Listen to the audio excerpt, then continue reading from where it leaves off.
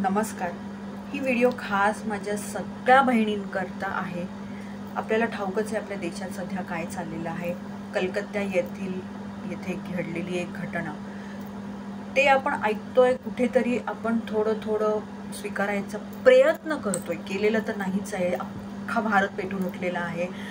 तर दुसऱ्या ठिकाणी आपण आपल्या महाराष्ट्रात बदलापूर येथे घडलेली एक घटना ऐकतो, एका अल्पवयीन 4 वर्षाच्या मुलीसोबत.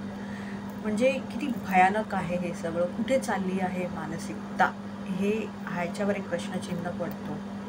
तर त्याच निमित्ताने मी माझ्या सगळ्या बहिणींकरता ही व्हिडिओ घेऊन आलेली आहे. आपण जरा एक मार्गदर्शन टॅरोमधनं बघूया की आपल्याला या बाबतीत काय मार्गदर्शन मिळत आहे, की आपण काय केलं पाहिजे.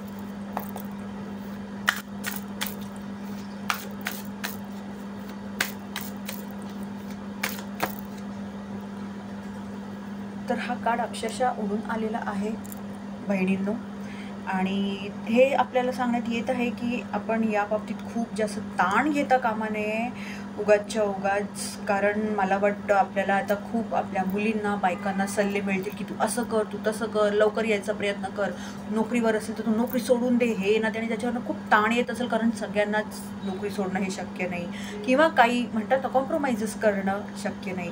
तर हेच सांगण्यात येत आहे की ताण न घेता आपण याच्यातनं काय मार्ग काढू शकतो हे आपण बघितलं पाहिजे. मी तर हे म्हणेन, ज्यांना शक्य आहे त्यांनी मार्शल आर्ट्स, सेल्फ डिफेन्स शिकावं. प्रत्येक शाळा, कॉलेज व ऑफिसमध्ये हे अगदी सक्तीचं केलं पाहिजे हे सांगेन. गृहिणींनी सुद्धा हे शिकलं पाहिजे ज्यांना शक्य आहे त्यांनी. आणि ज्यांना खरंच शक्य नाही आहे तर मी त्या अशा स्त्रियांसाठी हे सांगेन की तुम्ही अशी स्प्रे, मसाले वगैरे असं काहीतरी स्वतःसोबत ठेवा तुमच्या संरक्षणासाठी, हेच सांगेन मी.